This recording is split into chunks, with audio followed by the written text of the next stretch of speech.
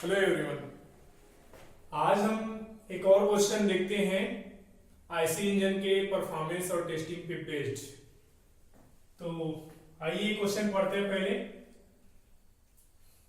Question, following datas are obtained from the testing of four stroke engine. Four stroke engine का जो testing हुआ है उसके लिए ये डाटा प्राप्त किया गया है। तो उसमें दिए गए डायमीटर ऑफ सिलेंडर जो है 300 mm, length of stroke 450 mm, speed मतलब जो क्रैंक स्पीड रहता है, क्रैंक स्पीड है 200 rpm, mean effective pressure 7.8 bar, diameter of drum brake 1.5 metre and net force on the brake, जो ड्रम ब्रेक होता है वो दिया है 1.95 किलो न्यूटन।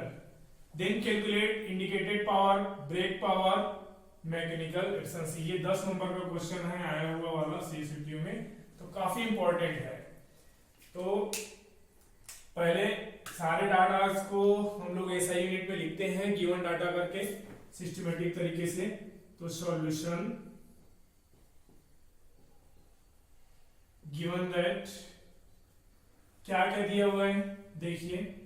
तो डायमीटर ऑफ सिलेंडर को हम लोग डी से दर्शाते हैं। ये कितना दिया है पॉइंट, पहले लिख लीजिए जिसमें दिया है तो 300 mm है, इसका ऐसा यूनिट में लिखोगे तो 0.3 मीटर। ठीक है, फिर इसके बाद कैपिटल एल दिया है। स्ट्रोक जो होता है उसको हम कैपिटल एल से दर्शाते हैं। तो ये 450 mm है, मतलब कितना हो जाएगा 0.45 मीटर।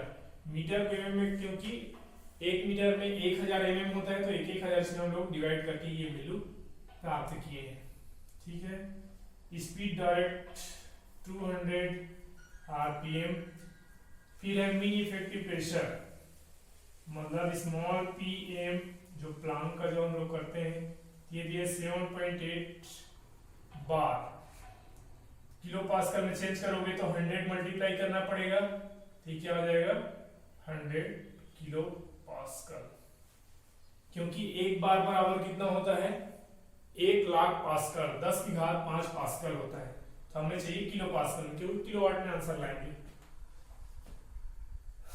ठीक है, इसके अलावा दो डाटा और हैं। क्या दिया है, ड्रम डायमीटर मतलब कैपिटल डी, ये डायरेक्ट दे दिया 1.5 metre and net force on the brake. Net force का मतलब समझिए ये क्या है, W माइनस एस है, मतलब जो वेट आप लटकाए हो और स्प्रिंग का रीडिंग है, ये दोनों का, तो ये बराबर कितना दिया है 1.95 किलो न्यूटन। नेट फोर्स मतलब W माइनस एस। ये क्या है, कैसा है कि नहीं समझ में आ रहा होगा तो फिर आपको वो फार्मूला जो मैंने कराया उस वीडियो को जाके देखिए, बहुत अच्छे से इसको समझाया गया है।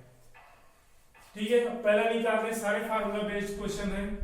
पहला इंडिकेटेड पावर,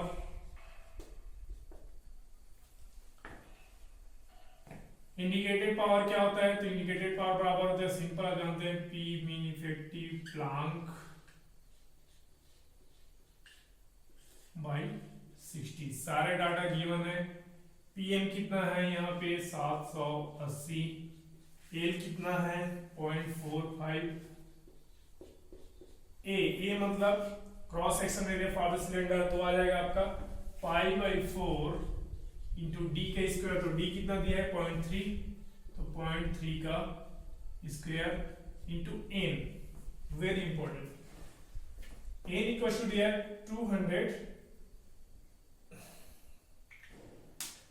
200 आरपीएम। यहां पे याद रखिए गिवन डाटा फॉर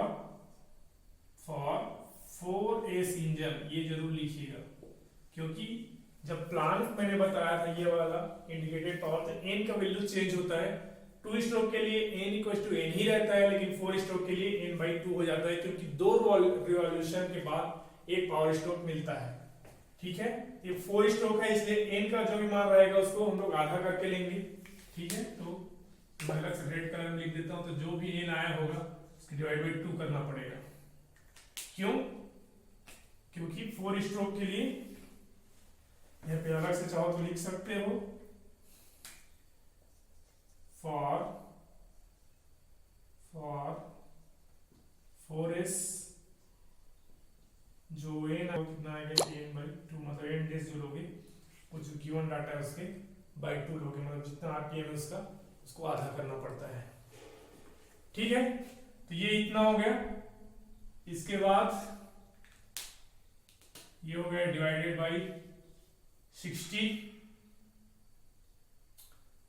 अब इसको आप कैलकुलेट करोगे तो आपका लगभग आता है 41.33 kilowatt. This is the indicated power, first answer.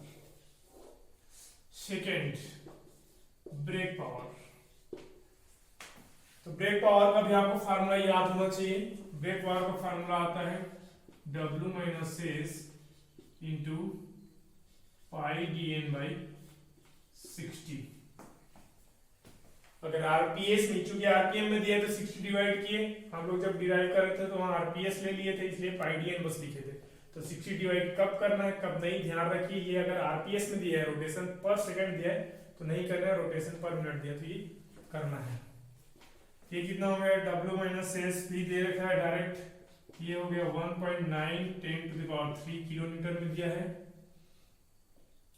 Into pi into drum diameter 1.5, ये दिया है 200। अब पूरे का डिवाइड 60, ये करोगे तो आता है 30.6